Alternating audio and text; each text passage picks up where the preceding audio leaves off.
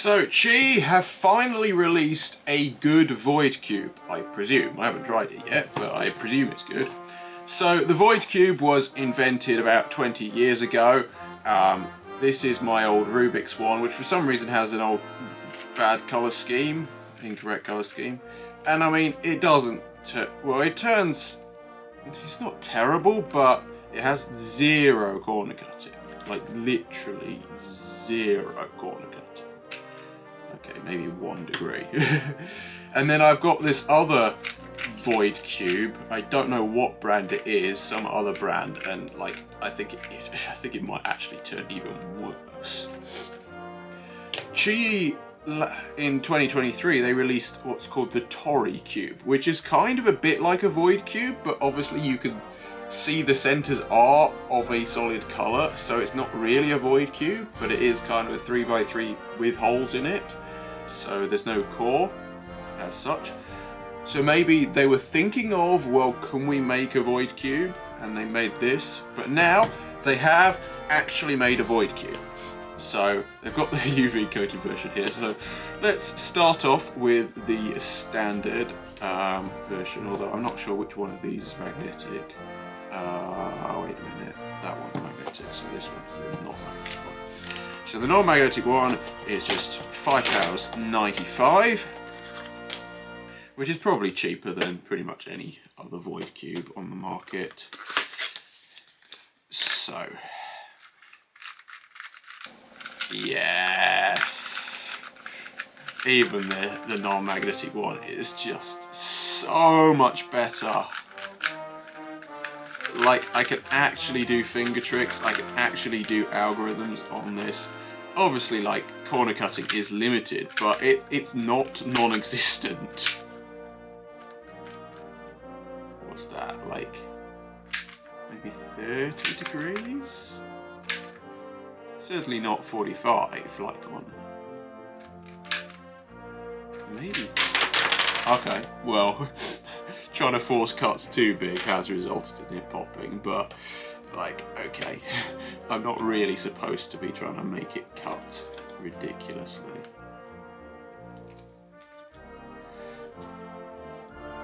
Right, let's put that piece back in.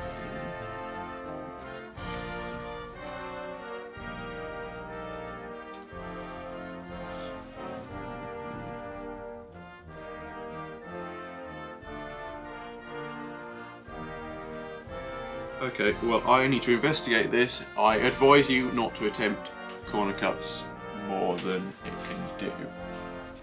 So investigating this gave me an insight into how this works. So it's actually got screws here and here on the kind of core structure, and then centers like this. So what had happened was this had come slightly out from trying to force too much corner cutting. I hope that's not going to be a common problem. But I think there we go, it's back in now. So I guess I can just reassemble it without too much trouble, hopefully. Yeah, make sure I get the colour scheme right. Right, so it's fixed now. So, yeah, it turns absolutely fine. There is a T-perm. Obviously there's some catching when I rely on corner cutting too much on the way I do my algorithms, but of course it has surprisingly good corner cutting for a void cube. Right, let's try the magnetic one. Right, so this one hopefully should be even better. Yep. So the magnets just help it line up in place. Obviously corner edge, there's no reason we can't have corner edge magnets in a void cube. Pieces are structured a bit differently, but it's the same thing. Right, so yep, T-perm. Can do that almost as fast as I can on an ordinary cube.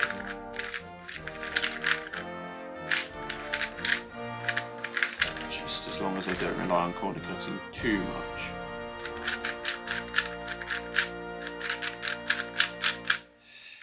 Right, so that's the magnetic one, which is $7.95. And then, obviously, the top-end magnetic UV-coated void cube. Available for $9.99 at speedcubing.org, which I'm pretty sure is still cheaper than the Rubik's one. And we've already established that even the cheapest one is orders of magnitude better. So this comes in the classic QiYi display box, which we saw originally in the QiYi MS, but also some other QiYi budget cubes.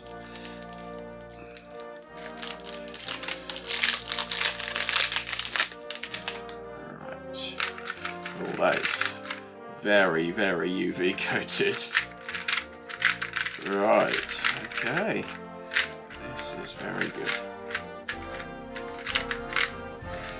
So I guess I need to scramble this up.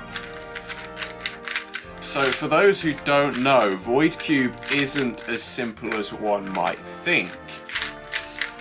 Yes, it's a 3x3 with a hole in the middle, but those holes represent centers.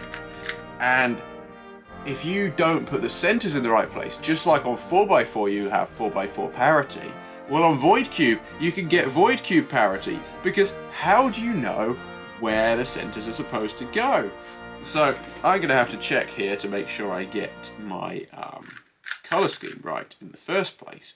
But then, how do I know where the centers line up? How do I know that these two centers aren't swapped? I don't.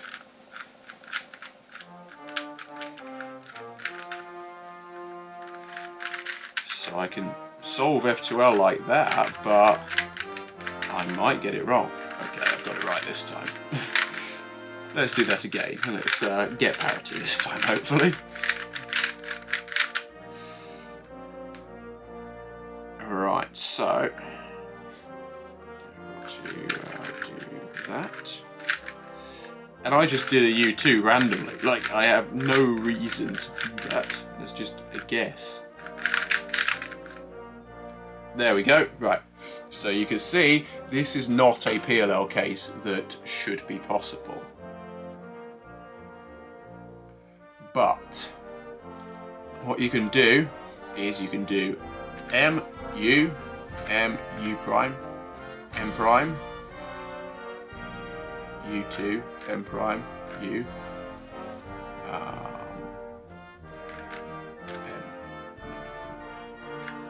well, I think that has worked. I haven't done quite the correct algorithm, but it has given me a U perm after fixing that. I need to check my algorithms. What is it? M, U, prime, M, U, M, U2. There we go. So that's correct. Yeah, so now we've got parity. So M, U, prime, M, U prime, M, U2, M. Yep. There we go, that solves it and flips two edges. So yeah, this is incredible. Simply put, we finally have a void cube that turns decently. And that's precisely what we want to see. So yep, thanks for watching. Please like, comment, share and subscribe. And you can buy this at speedcubing.org. And all other void cubes can be chucked away because nobody cares about them anymore. Wait a minute, shouldn't that happen with like old 3x3s, 4x4s, 5x5s and all that as well? Yeah, I don't think that's happened.